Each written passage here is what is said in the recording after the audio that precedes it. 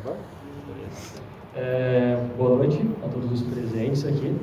Muito bem-vindos ao lançamento aqui do livro do Thiago.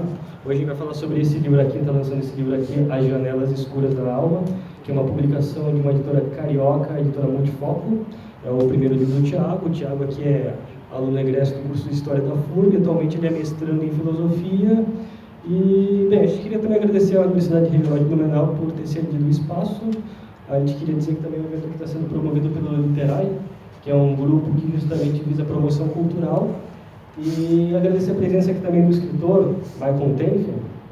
E, bem, a gente vai bater um papo primeiro, vou bater um papo aqui com o Thiago, fazer umas perguntinhas para ele, assim, para familiarizar assim, o Thiago para o público aqui presente, e depois a gente vai abrir para o público aqui, para quem está aqui assistindo, também para fazer umas perguntas, etc., instigar aqui esse jovem escritor.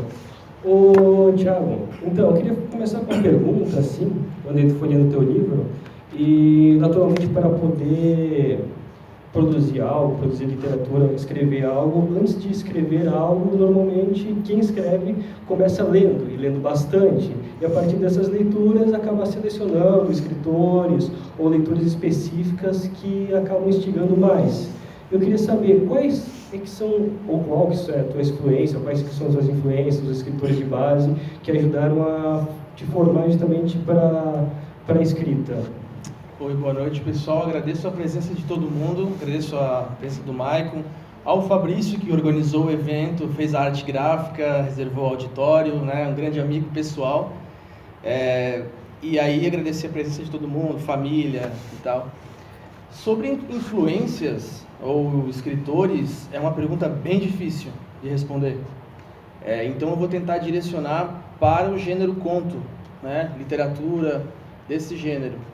E, sem dúvida nenhuma, um dos nomes que surge à mente é Nelson Rodrigues, sobre o qual a gente já falou no Literatos TV, já escrevi diversas vezes sobre ele.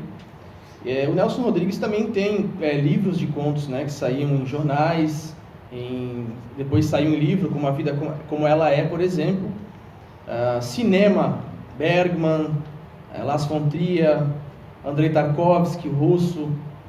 E, claro, na literatura também Dostoiévski. Não vou ficar falando muitos autores que a gente que gosta de ler, a gente acaba conhecendo bastante vários autores, mas principalmente para esse gênero eu acho que colabora muito aí Dostoiévski, Nelson Rodrigues, para dar dois nomes, assim, sabe? Só dois nomes. Não sei se te respondi, mas inicialmente são esses dois nomes. Não, tá ótima a resposta, principalmente por causa que é um autor nacional e um autor internacional, um autor de fora. Sim. Legal, então. Bem, a segunda coisa que eu fiquei curioso para saber, já que são contos aqui, são contos variados, são 15 contos, com temáticas variadas, queria entender um pouco, por causa que cada escritor tem, às vezes, um processo próprio. Como é que é o teu processo de escrita? Tu tem a ideia, faz anotações prévias, grava um áudio no celular, depois vai desenvolver, esse tipo de coisa? Não, áudio no celular eu nunca pensei em fazer isso. O que eu já pensei é fazer anotações no bloco de notas, já fiz, mas poucas vezes. Sobre isso, eu acho que tem uma coisa bem interessante para quem gosta de escrever, que eu percebi ao longo da elaboração do livro, que inicialmente eram só contos, não tinha um projeto de ser um livro, inclusive tem vários outros contos no meu computador, dá para fazer outros livros, inclusive o outro que já está pronto com o Fabrício, com 7 contos de cada um, Confissões, Pecados e Outras Histórias, né? Isso aí.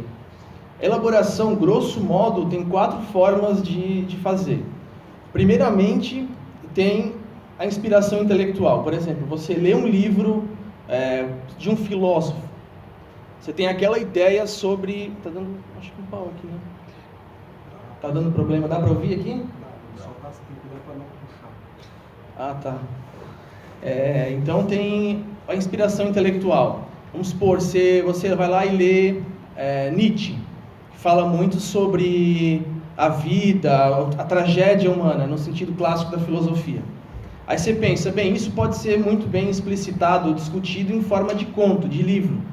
Haja vista o Albert Camus, por exemplo, um escritor e filósofo argelino francês, que no mesmo ano que ele escreveu O Estrangeiro, ele escreveu o Mito de Sísifo, né?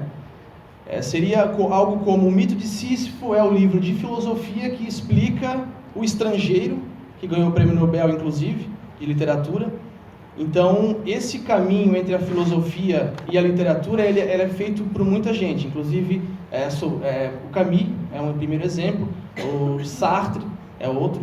Então, tem a inspiração intelectual.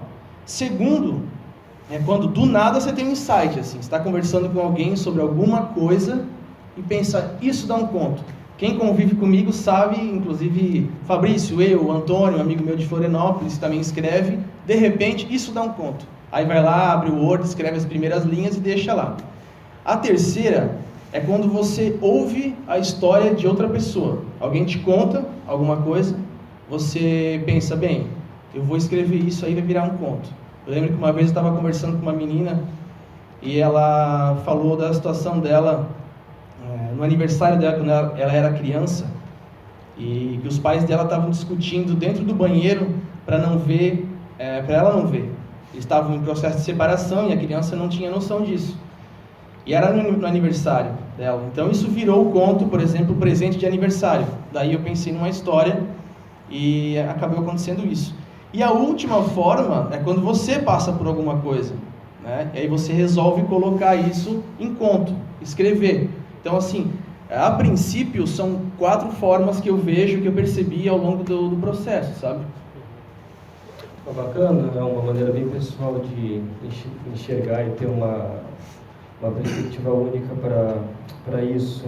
Uma coisa que antes eu estava aqui lendo na contracapa do livro, e achei bem peculiar, é que eu até vou ler aqui, que este é um livro de contos dedicados a todos aqueles que já sofreram ou ainda sofrerão as tribulações da condição humana. O leitor irá se deparar com situações complicadas que refletem nossos sentimentos desordenados, traição, desespero, vício, culpa, mas também redenção.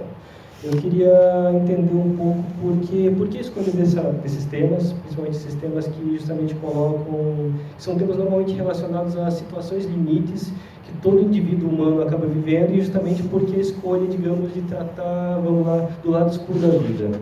Isso, as janelas escuras da alma, né? Eu acho que esse tema permite reflexões diversas, assim. Uma vez eu estava conversando com uma menina sobre contos, e ela, novinha, com pouca leitura, ela falou, olha, mas por que não pode escrever um conto que seja feliz no começo, no meio e no fim? Eu falei, porque ninguém vai ler. Imagina coisa sem graça. Então, geralmente os romances bonitinhos que a gente vê, assim, eu diria, os fofinhos, sei lá, Nicholas Sparks, o cara é bom no que faz. Só que tem uma situação turbulenta no meio, né? E aí você tem a superação daquilo. É claro que os meus contos aqui nesse livro, eles não são, a princípio pode parecer uma ideia muito pessimista, né, nihilista e tal, não é esse o princípio. Eu acho que, assim como a psicanálise, por exemplo, como a filosofia, que é a minha área, ela faz a gente refletir muito sobre coisas que a gente costuma colocar lá atrás, sabe? A gente coloca lá naquele baú, coloca lá embaixo, esconde e deixa escondido. Não lidar com aquele sentimento, com aqueles pensamentos que você tem, né? E é por isso que eu escolhi. Quando o Lars, a gente conversou isso no Literatos, falando sobre os filmes dele, eu achei muito, muito interessante que ele disse, olha, certas coisas a gente não deve colocar para trás, jogar para trás e ficar, né, acumulando, porque uma hora, aí eu pensei na situação, alguém acumulando coisa até que aquilo vem e te engole. Então, resumidamente, seria essa a razão, né? Mesmo porque o Aristóteles, né, na Poética, usando ele para dar uma autoridade, né, pela minha escolha, ele fala na Poética, o filósofo grego, que a tragédia deve despertar medo e compaixão. Aí também vai variar um pouco da tradução do grego antigo para hoje em dia. Mas porque a gente pode ver que a gente vai passar por alguma situação dessa, e se alguém passar por uma situação dessa, para a gente saber lidar com essas pessoas. E através dessa literatura, desse pensamento, você vai chegar, né, chegar ao momento catártico, né, que era um vocabulário inclusive da medicina. E para tentar purificar um pouco, não é à toa que a gente vê a história de muitos escritores, cantores, poetas, que estão passando por uma situação horrível e colocam isso em música. Dá o exemplo do sertanejo aí. O cara está sofrendo, está no boteco enchendo a cara, ele vai e escreve uma coisa tentando colocar aquilo para fora. Então, é uma forma de lidar com isso, assim. Uma das. Eu fiquei pensando agora, por causa que eu li ano passado, ano retrasado, eu li um romance chamado Dias Perfeitos, do Rafael Montes. E, bem, entre outras coisas, esse romance trata lá de um relacionamento abusivo entre um cara e uma menina e tudo mais, e esse cara é meio malucão, meio piradão e tudo mais, e tem uns momentos que eles têm umas reflexões interessantes. Eu me lembro que teve um momento que ele falou alguma coisa do tipo assim, acho que foi nesse romance, que todo escritor, ao escrever, acaba projetando muito de si naquilo que escreve. E daí, justamente, a questão curiosa é entender um pouco, justamente entender até que ponto, esse tipo de coisa, tu tá, às vezes, falando um pouco de si para falar sobre todos esses temas e tudo mais. Aí tá a pergunta cabeluda, eu sabia que ele ia tentar me colocar numa sinuca. Cara, como é que eu vou responder isso? Tem algumas questões ali, em detalhes, eu não sei se eu não vou enrolar para não falar. Cuidado. Não, mas tem algumas coisas, por exemplo, quando a gente escreve, e principalmente dá um exemplo, vou ser bem sincero com vocês. Quando a gente está escrevendo um conto que trata de alguma mulher, aí geralmente a gente fala isso com os amigos, né? O Guilherme sabe bem, já conversou sobre isso, o Michael, o Fabrício. A gente fala, nossa, ela vai ser assim, assim, assim, assim. Ela vai ser, eu acho que eu vou usar daquele jeito, não preciso mais falar nada. Então, assim, claro que você tem uma visão assim, nossa, eu vou criar uma personagem. A Natasha é uma personagem do conto, uma sobrinha de parar o coração. Coitado daquele tio, é uma relação turbulenta, é uma coisa complicada. Falando inicialmente do conto, acontece o seguinte, que tem um tio, isso eu escrevi há muitos meses já, ele não tem contato com a família do irmão, e aí um dia ele resolve organizar uma festa para Dona Ruth, de 80 anos, e ela acaba ficando alheia a tudo que está acontecendo. Depois, o tio, quando chega a sobrinha, ele olha e ele não vê a sobrinha como uma sobrinha. Ele vê como uma outra mulher. Ele não teve a convivência com ela desde criança. Então ele vê como uma outra mulher. E aí começa o problema da... Então assim, a Natasha eu criei, quem leu o livro, eu criei de uma forma particular. Eu falei, eu quero que ela se vista assim, que ela seja assim, que ela tenha esses traços. Então isso é uma coisa pessoal, por exemplo. Que aí apesar das influências dos escritores, é uma coisa que eu percebi que é minha. A Eduarda é uma outra mulher do conto Eva, né? Ela acaba sendo identificada com a Eva do pecado original, porque realmente é um pecado que vai acontecer ali. Então a Júlia, personagens femininas, assim, pensando inicialmente, é um dos traços. E aí eu acho que dá para resumir assim. Tem uma outra coisas que eu vivi, mas mais um exemplo então, que eu lembrei agora, o isqueiro da meretriz. Um dia eu estava com um amigo meu vizinho, a gente estava na minha rua conversando, e chegou uma menina bem novinha, e a gente foi saber que ela era garota de programa. Ela tinha feito um programa com um cara ali que mora ali próximo, até sei quem é ele tinha batido nela.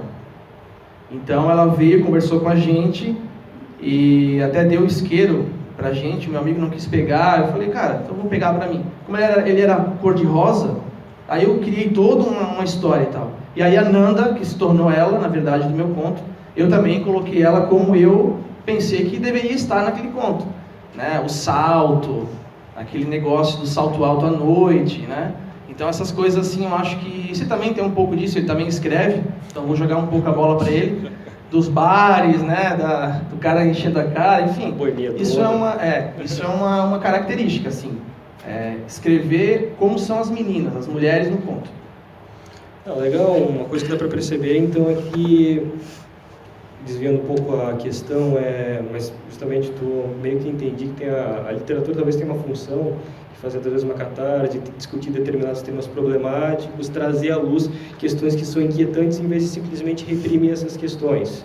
Daí a questão é justamente compreender para ti, por causa que eu já conversei com outras pessoas, E se a literatura, ou o escritor, ou a literatura mesmo tem alguma função, uma função social da sociedade, serve para alguma coisa, por causa que uma vez até conversando com o escritor, ele disse, quem disse que a literatura foi feita para mudar alguma coisa?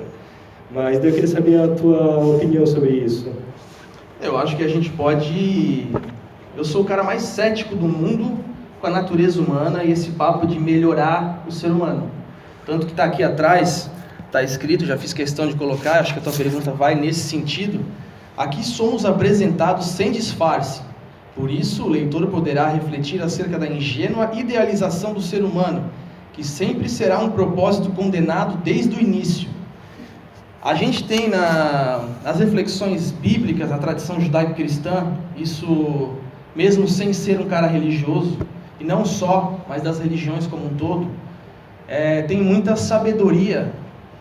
Até hoje, muitas coisas, claro, tem minhas discordâncias, né, é evidente, mas muita coisa que se tem nos livros sagrados, na tradição, ainda ecoam quando a gente fala sobre ser humano. Então, tentativas de achar que o ser humano é passível de uma perfeição, de uma engenharia social que vai mudar, eu acho que não. Eu acho que inveja, os 7 pecados capitais, eu acho que são bem norteadores nesse sentido. Inveja, gula, cobiça, isso estava quando se escreveu naquela época, o que se tornou o cânone bíblico, por exemplo. Hoje se aplica ainda e vai continuar, né?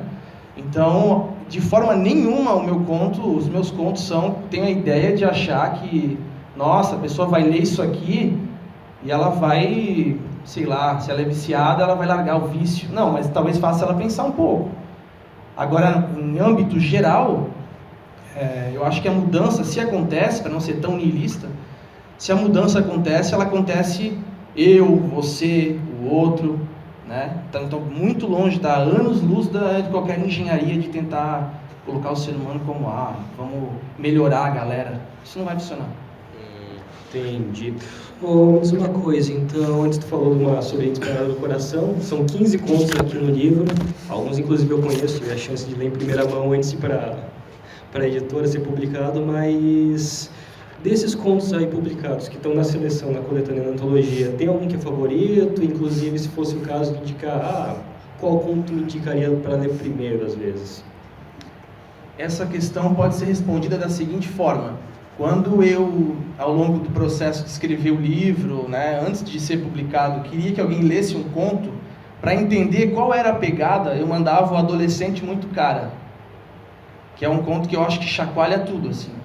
A pessoa lê e pensa, meu Deus do céu, e agora? Contei pro meu pai uma vez, meu pai disse, imagina, que situação. Imagina isso, eu não vou falar o que acontece, mas imagina que horror, cara. Só que assim, ele acabou tomando um tapa na cara, pelo que ele fazia, da vida, quero dizer. Então, não sei se é o favorito, mas sem dúvida eu acho que é um conto, porque assim, nesse conto, tem um tal de, eu acho que é Renato o nome dele, tem vários nomes, né?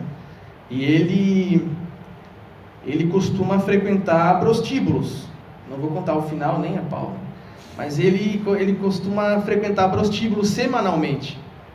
E aí ele conhece uma menina, a Sabrina, ela tem 17 anos. O fato de ser menor de idade é proposital. E ela cobra o programa. Claro que isso é crime, né? Ela cobra o programa do cara cada vez mais caro. E uma hora ele fala, olha, você devia me dar um desconto, que eu venho toda semana aqui. Não me cobrar caro desse jeito. E aí tem umas razões pelas quais ela cobra caro e tal. Só que aí ele estranha aquilo, um dia ele está num bar, e aí ele ouve 2 caras falando assim, olha, eu fui lá na casa e tem aquela menina, a Sabrina, menina novinha e tal, e ela cobra barato e gosta disso, disso, daquilo. Aí o cara vai à loucura, pensa, como assim? Pra mim ela cobra caro? E aí vai acontecer que ela revela no final o porquê daquela disparidade de preço.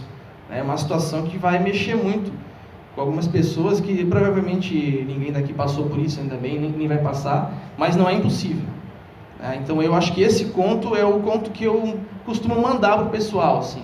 Uma sobrinha de parar o coração também. Claro, o pessoal não pode, a gente está falando muito sobre dramas que envolvem os desejos sexuais, mas não é só isso, né? A gente tem que falar, vamos pensar que é um livro que só fala disso. Mas não, tem, por exemplo, Carolina, que é uma amiga minha me contou uma vez que achou um pouco de cocaína dentro de um banheiro lá na Irlanda, lá em Berlim, numa balada, e ela deu para um amigo dela. Só que daí eu pensei numa história que vai envolver tudo isso que a gente costuma ver na televisão, amigos da gente, que acabam se envolvendo em coisas que vão destruir o cara, né? Droga pesada e tal, álcool, e é uma coisa que lida ali. Qual é o limite do ser humano? Até que ponto a gente tem controle sobre a gente mesmo, assim? Então não é só sobre desejos desordenados nesse sentido, também envolve outras coisas. É bom para deixar para o pessoal esclarecido. Mas me conta uma coisa, tem, além desse livro, vai publicar mais coisa, romance, saindo um pouco dos contos, tem algum outro projeto? Cara, projeto tem, de livro de contos, alguns. Tem o projeto com você, né? Tem que sair. Tem o Alice no País do Politicamente Correto, que é um romance que pega um pouco da Alice do Lewis Carroll e coloca ela num mundo chato, mas chato. Pensa no nosso mundo vezes 100, assim, ou mais. Insuportável. Tudo é ofensa, tudo machuca, tudo não pode, tudo é proibido. Então, ela, em vez de ir para o País das Maravilhas ou para o País dos Espelhos, ela vai para o País do Politicamente Correto. Esse é um outro projeto. Aí tem, só que por enquanto tem esses 2, 3 aí, mas tem que focar no mestrado, então eu vou esperar bastante tempo ainda para pensar num projeto de ficção, sabe? Legal, então. Tem com calma. Vou só fazer mais uma pergunta, daí espero que essas perguntas estejam instigando o povo aqui. Qual é o teu escritor e qual é o teu livro favorito? Eu acho que não tem. Nem livro? Cara, tem alguns escritores favoritos, depende do teu momento, assim, sabe? Às vezes o cara tá afim de ler Dostoiévski, às vezes o cara tá afim de ler Camus. Não, livro favorito, escritor favorito, eu não vou ter como responder. Tem livros que marcaram muito, sei lá, Crime e Castigo, Dostoiévski, Pais e Filhos, Turgenev. Livros, estou falando de ficção, não estou falando de filosofia, nem de história, nem de ciência política, nada disso. Só de ficção, assim. E esses são Dostoiévski, que eu acho que é o mais... E o Nelson Rodrigues? Nelson Rodrigues, claro, Nelson Rodrigues eu li quase toda a obra dele. E Dostoiévski estou começando, mas, assim, os autores russos, né, são ótimos, assim. Freud até falou, né, que os irmãos Karamazov é o melhor livro já escrito, né, na história da literatura, na época dele, e acho que manteria a mesma opinião. Realmente é um livro que faz a gente pensar sobre muita coisa. E agora, preferido, assim, eu pegar e colocar no altar, não tem nenhum. Tem da época, vai variar da época. Não, mas já está ótimo, já disse alguns nomes e alguns títulos de obras. Então, eu vou passar agora, infelizmente a gente está sem o microfone, outro microfone não está funcionando, mas quem quiser, se quiser se levantar ou só levantar a mão para fazer uma pergunta, assim, não precisa se acanhar. O Thiago aqui é simpático. Fiquem à vontade, podem fazer observações. Você, Gabriel, fala aí. Eu gostaria de saber quanto tempo levou você terminar de escrever esses contos? E quando foi o momento que você falou assim, agora tá legal, não preciso de mais nem menos, vou publicar? Bem, na verdade, como eu falei no início, não era um projeto inicial fazer um livro. Então, eu não sei o tempo, porque assim, o primeiro conto que eu escrevi foi pro evento aqui da FURB, o concurso José em Doença Martins. Foi o primeiro conto que eu escrevi. E pensei, eu vou começar a escrever contos, mas foi por causa do evento. E aí depois começou a aparecer um ou outro, eu comecei a vir um vício, né? Você começa a escrever conto, aí você vê uma situação aqui, vê outra lá, cara, eu vou escrever um conto. Vira um vício, então tem vários no meu computador. Mas assim, então eu não consigo precisar, porque o que acontece? Depois eu pensei quais que eu iria reunir que tivesse mais ou menos o mesmo gênero ali do título. Então, mas aí, eu acho que deu o quê? Um ano, mais, um pouquinho de mais, que eu não fiz com nenhuma, eu quero deixar pronto até tal data, então não tem muito...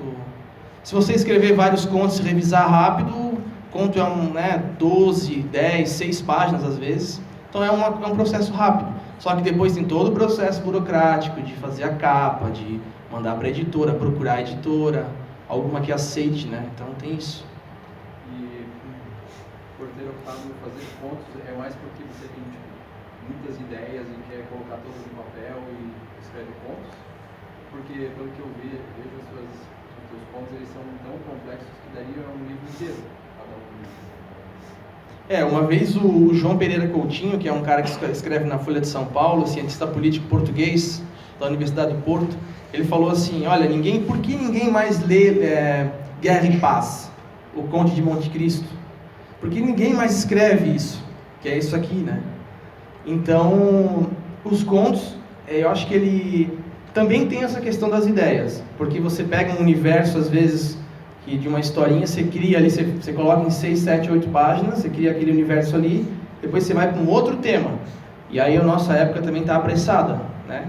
Eu acho que vai na nossa época, mas a questão de contos é também pela dinâmica da leitura, sabe? Eu acho também que se fizer o cara tentar fazer um Irmãos Karamazov hoje, assim, um Guerra e Paz, não vai rolar, né? A editora não vai pegar e... Fazer um calhamaço. 1000 páginas, assim, não vai rolar. Fica à vontade. Não, esse tamanho. Alguém mais? Um comentário? Fique à vontade, não precisa ter medo. Michael. Maicon, escritor aqui presente. Experiência aqui, ó, Michael Tenfen. Tu quer dizer que tu começou por causa do concurso José Endonça? Foi isso. Primeiro, você tá Foi. falando primeiro. Tá, então tu quer dizer que a culpa é do curso de letras? Não. Eu sei que tem um séquito aqui, não é culpa, mas eu achei interessante isso porque foi um incentivo. Pensei, bem, eu vou escrever um conto, vou lá, vou fazer isso, e de fato foi por causa do concurso. Inclusive um comentário importante relacionado ao segundo concurso. Eu fiz um conto, não vou falar qual é o conto, mas eu fiz um conto, eu escrevi um conto que eu acho que eu pesei muito a mão. E é um conto de drama, um conto de terror. E aí as pessoas que estão do meu lado, eu fico perguntando, cara, o que vai ser isso quando a comissão julgadora lê? Porque aconteceu coisas semelhantes nos últimos tempos aqui no Brasil e fora. E aí, é bom falar isso para todo mundo aqui, porque depois se der algum problema, o pessoal fala, não, o cara, né, eu quero rebanhar pessoas para me defender em qualquer situação. É só ficção. É só ficção. O que acontece? Não vou dar detalhes, mas o que acontece? Eu vi o edital lá, e aí eu pensei em escrever um conto que não sei se está nesse livro, eu vou colocar lá. E aí, conversando com o Fabrício lá em casa, eu falei, cara, imagina se eu escrevesse um conto assim, assim, assim, assado. Ele falou, nossa. Aí aquilo ficou na minha cabeça, eu falei, eu vou fazer, cara. Vai dar problema? Não sei. Eu vou tentar, ver o que vai dar. E aí eu escrevi correndo, em cima, né? Fiquei nos últimos dias escrevendo. E eu mandei. E aí um ponto do edital que está em terror, e está lá terror e horror, fala de um personagem psicologicamente perturbado, que cause medo e apreensão, etc, etc. Eu fiz isso, só que eu acho que eu pesei um pouco a mão. E o que acontece? É um conto, não vou dizer onde, o que acontece exatamente, mas o personagem, ele comete um massacre, porque ele está cheio de problemas psicológicos, ele invade uma instituição atirando contra pessoas que não têm nada a ver com aquilo. Por causa de um concurso de contos também. E cara, eu mando esse conto e depois acontece esse episódio lamentável em Suzano, aí é uma coisa horrível, o meu ficou na ficção, óbvio, né?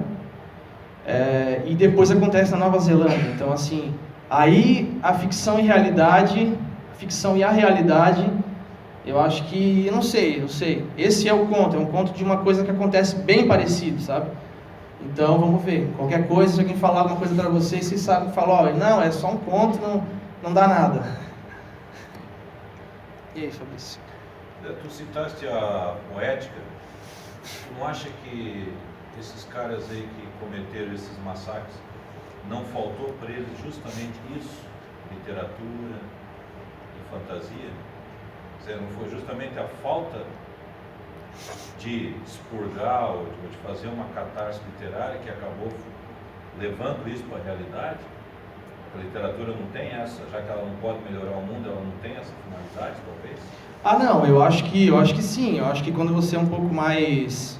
Acho que melhorar o mundo no sentido amplo do termo, não, né? Mas eu acho que a gente pode ter muitos ganhos intelectuais, a gente pode pensar no nosso próprio comportamento a partir da literatura e não sei te dizer, né? Pode ser que em contato com algum tipo de pensamento, às vezes um cara desse, ele nem se dá conta de que ele está sendo absolutamente nihilista, no pior entendimento que o termo pode ter. Então, no Homem Revoltado, o Camus discute isso, né? O cara, o que leva, eu estava pensando essa semana, o que leva um cara a entrar numa escola e atirar em pessoas, ou na Nova Zelândia, o cara entrar numa mesquita atirando. Eu acho que é o fundo do poço da humanidade, que sempre aconteceu isso, né? Massacre, morte, genocídio, sempre vai acontecer. Acho que isso vai parar de acontecer. Mas eu acho que às vezes a reflexão de alguém que está tendo um pensamento assim nihilista desse ponto, às vezes ele entende que não é bem assim que as coisas funcionam. Ele não vai resolver nada, ele só vai piorar a vida de um monte de gente que já está desesperada, tateando às cegas sem saber o que fazer no mundo.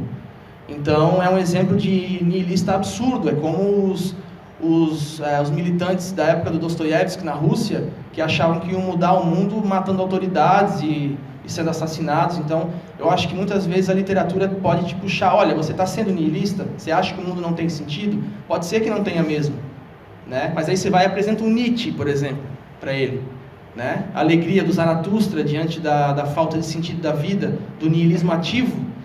O cara às vezes pensa, bem, né? Quem sabe realmente não tenha sentido, mas vale a pena viver essa vida, mesmo que ela, no final, a gente vá todo mundo para o mesmo buraco. Então acho que pode ter alguma atividade sim nesse sentido.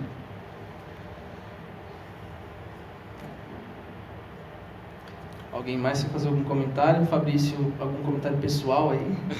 Porque ele me ameaçou antes de a gente vir pra cá. Eu publiquei no Facebook perguntas provocantes. Ele fez, eu pensei que ele ia me ferrar aqui hoje, mas assim, até agora tá indo tranquilamente, né? Sim. Não sei se tem alguma outra. Então, vou te provocar um pouquinho. Você falou, né, que você não acredita no crescimento do ser humano, no melhor do ser humano, né? Uhum. Aí eu te pergunto, né, a que você acha que vale uma vida sem crescimento? Aí a gente está entrando O numa... aprimoramento, eu acho que ele faz parte da vida. Sim. Se não houver esse aprendizado, se não houver aprimoramento, se não houver a busca pela melhora, qual é o sentido da vida?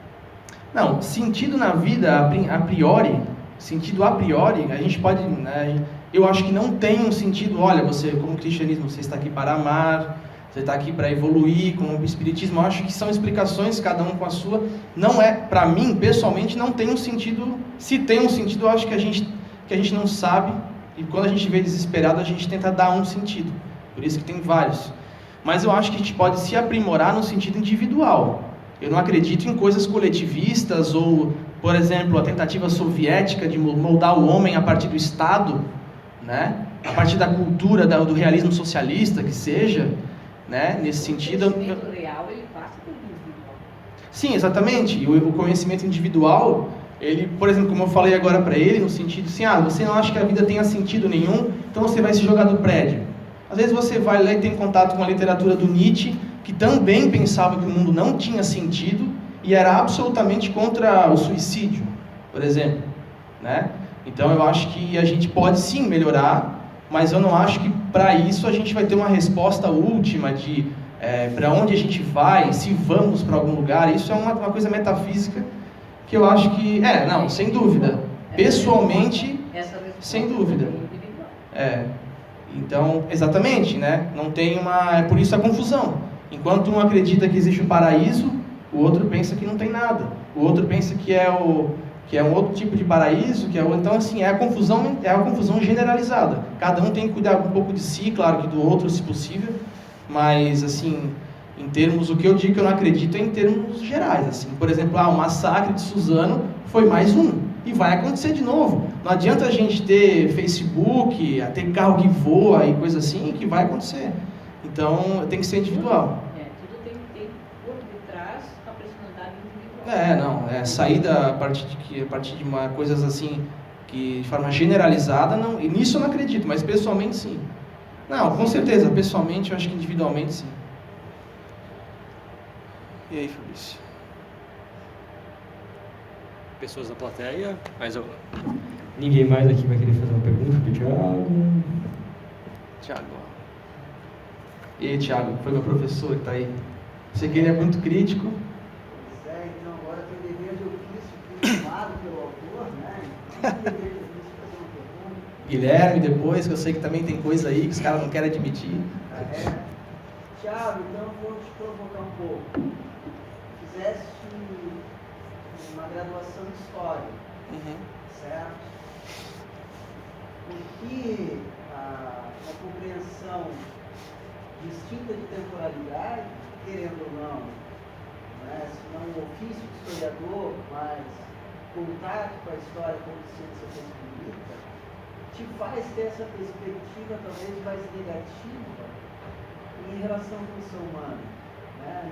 Isso te tira um pouco talvez a esperança.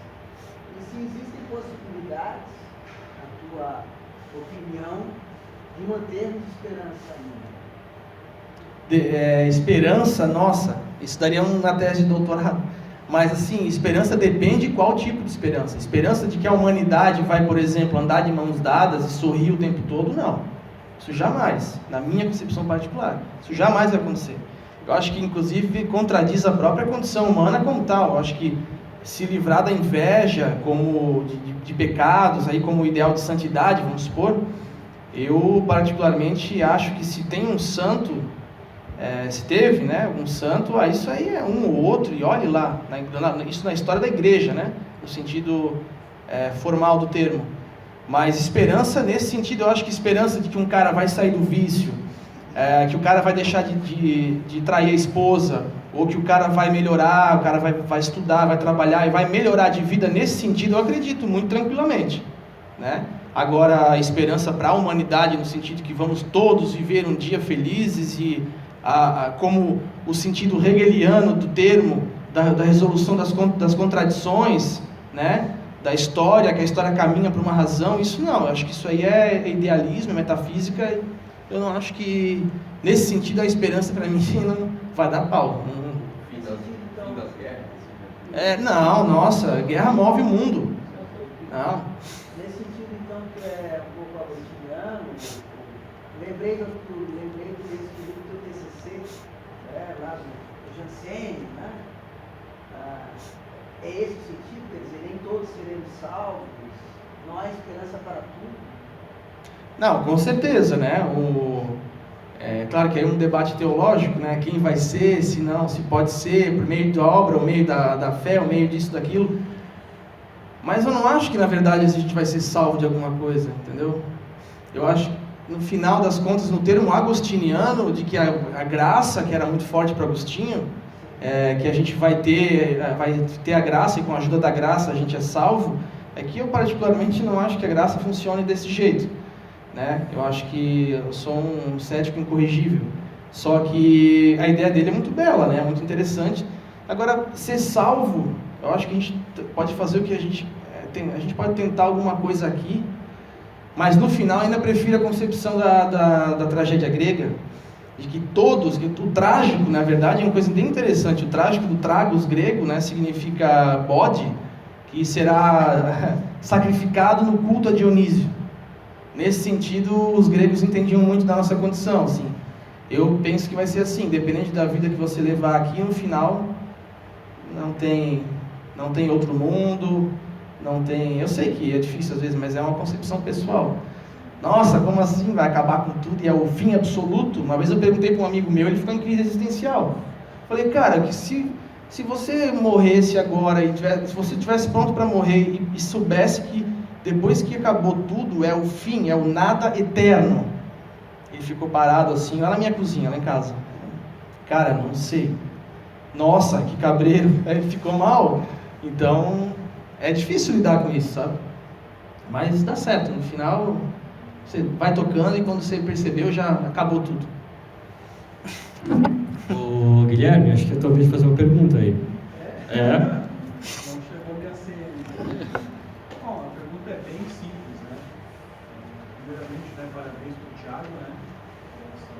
Essa blog do Cristo, eu tive a oportunidade de estudar com o Thiago, né, e conhecer o Thiago estudante, e é totalmente diferente desse Thiago agora. Né? Tá vendo? Há esperança de mudança. Tá vendo? Quando a primeira palestra que eu fui do Thiago até foi uma palestra sobre o Albert Camus. Foi. Né, e eu falei para ele com toda a sinceridade, né, eu disse para ele, poxa, eu vou lá ouvir aquele bosta, né, que eu estudei. Sim. Eu lembro desse termo. E ainda bem que, né, a minha impressão estava errada. A pergunta é assim, por que escrever? Não é simples, né? Parece, né? Mas eu acho que uma das coisas é você colocar ideias para fora. Já teve conto meu, aí eu vou responder por tabela o que o Fabrício perguntou antes. De eu estar muito puto com alguma coisa, muito desanimado, mas assim, mais nihilista, assim, deixa o Bazar do Turgenev no chinelo, sabe? E eu pensei, cara, esse é o momento para escrever. Fui lá e escrevi o conto da Luísa, aquela que matou a dor, né? Eu não vou dizer o que acontece com ela, porque vai sair no outro livro. Mas aquela que matou a dor, como você acaba com a dor? É sugestivo, né? Então eu estava num momento assim de raiva, e aí surgiu um conto. Às vezes você tá... Quando está feliz é incrível, cara. Se está feliz, você não pensa em muito conto. Quando você está feliz, você faz outra coisa, mas escrever não funciona muito bem. Pelo menos para mim. Aí, às vezes, é uma forma de você, sei lá, discutir a própria natureza humana, assim, ou discutir alguma situação, ou discutir... Tem vários motivos, né? Um é para você expurgar certos sentimentos. O outro é para você acabar colocando ideias no papel, como você lê, sei lá, na filosofia e joga ali. Então, acho que tem várias razões, assim. O interessante é que, geralmente, os melhores contos, nesse sentido, os que mais acho que tocam o leitor, são quando o cara está meio que vivendo aquele sentimento, assim. Isso é bem bom. E aí? É contigo. Tu que toca. Ninguém quer mais fazer mais uma pergunta? Mais curiosidades aqui? Estão curiosos para, sei lá, adquirir um exemplar aqui com o Thiago? Ele está aqui para autografar e fazer dedicatórias também. Uma questão que eu queria falar com quem veio aqui, que quiser comprar o livro e quem comprou na internet, eu tentei baixar o preço com a editora, mas a editora não deixou. Então, R$45 eu achei caro, assim, é uma coisa... Eu falei, olha, não tem como, porque, né, falou que não e tal, então é R$45 o exemplar. Tentei baixar para o pessoal comprar mais, assim, tranquilamente, mas não rolou. A tentativa foi em vão.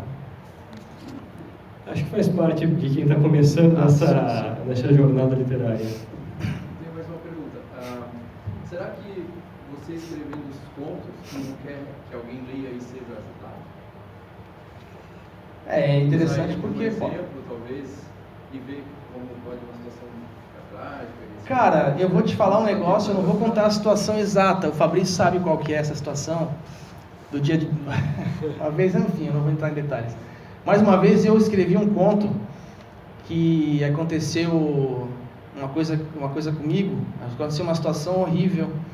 E é o conto da Alexia, a minha Suicide Girl. Não está nesse texto aqui. Só que aconteceu uma situação e depois era para acontecer uma coisa problemática assim. E aí eu falei para ele até, nossa, cara, a gente escreve tantos livros, né, tantos contos, tantas coisas, discute tanto sobre isso. Às vezes você vai fazer alguma coisa, você já escreveu, já sabe que aquilo dá problema, sabe? Aí você não vai e faz, você deixa quieto. Então, nesse sentido, até para a gente próprio que escreve, é uma tentativa. Ó, lembra que você escreveu, o teu personagem fez aquilo e deu aquilo. Então, calma lá. Né? Mas eu acho que sim, ajuda muito, assim. Às vezes, por exemplo, a Carolina, né, do conto aqui, uma menina que se envolve com uso de droga. Cara, às vezes a pessoa vai ler isso, tá meio na vibe, acha legal, então vai ver, cara, isso vai dar pra cabeça. Vai dar problema isso aí. Eu acho que pode, assim, mas sabe, uma escala, como diria a Madre Teresa de Calcutá, né, uma gotinha no oceano. Mas tá ali, entendeu? Não vai fazer uma salvação mundial. Eu tenho mais uma pergunta. Tu sabe que eu também escrevo, mas eu sou bem amador, totalmente amador. Eu leio ficção e eu tenho as minhas ideias e eu vou lá e coloco elas no meu arquivo de Word. Estou escrevendo já uma história que faz 3 anos.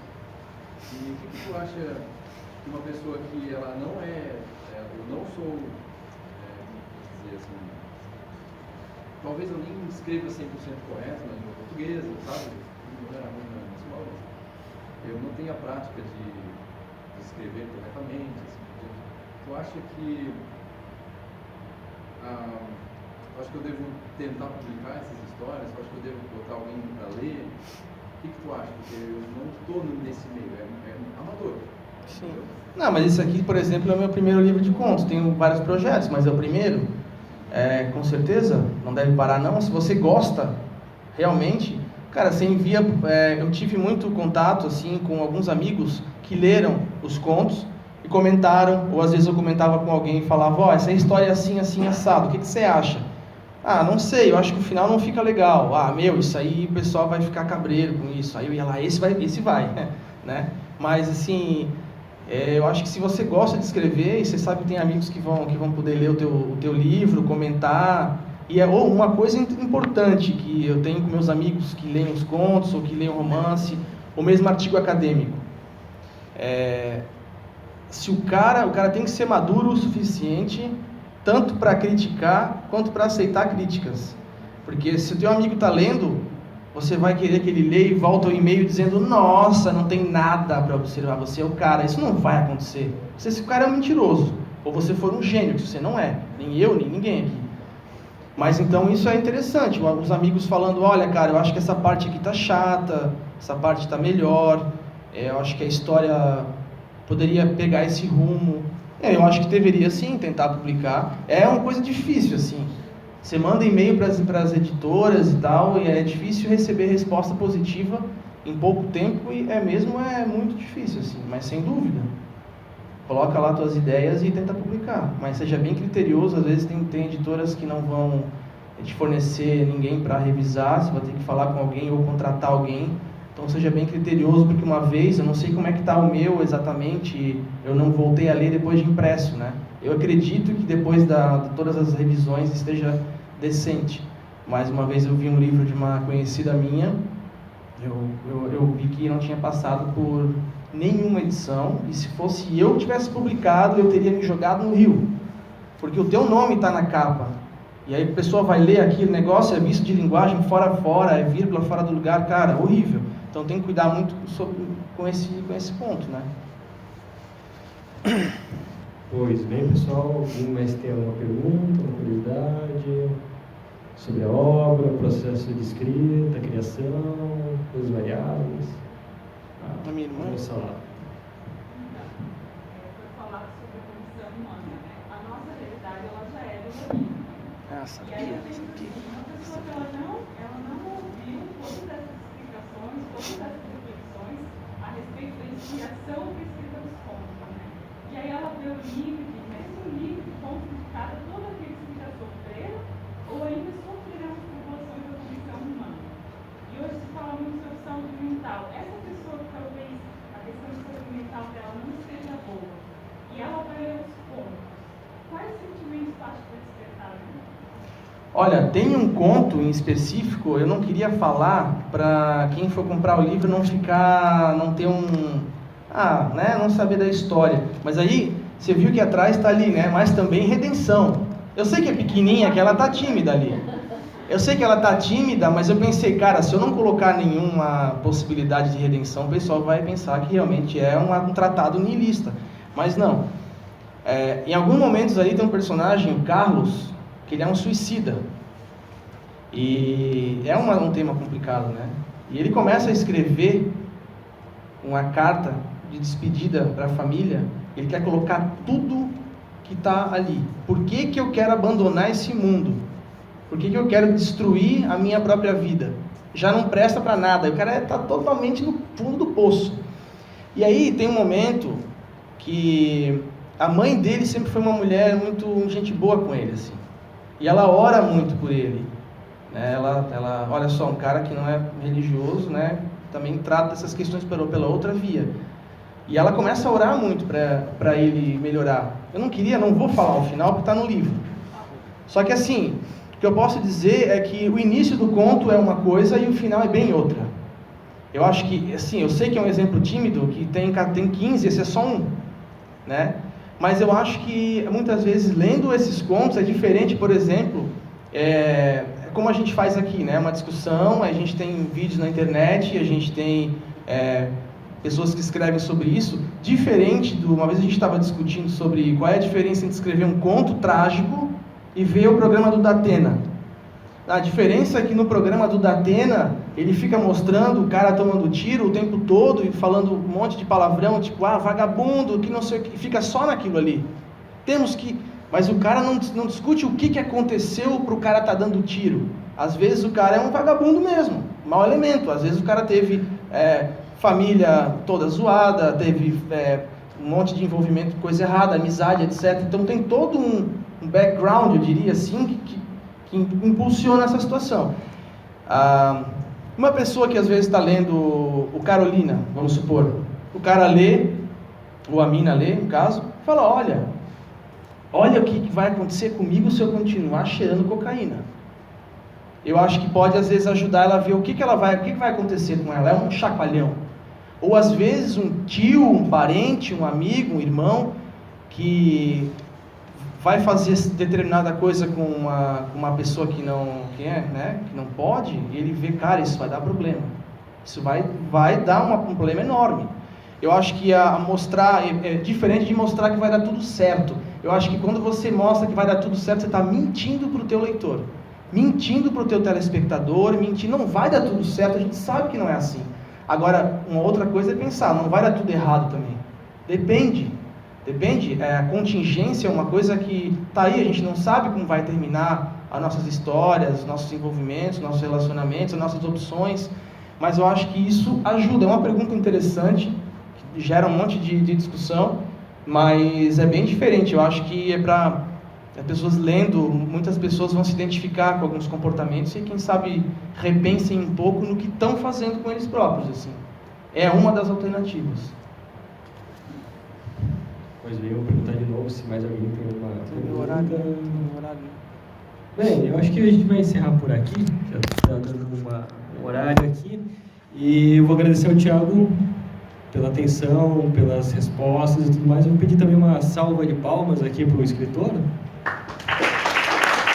Obrigado, gente, pela presença de todo mundo.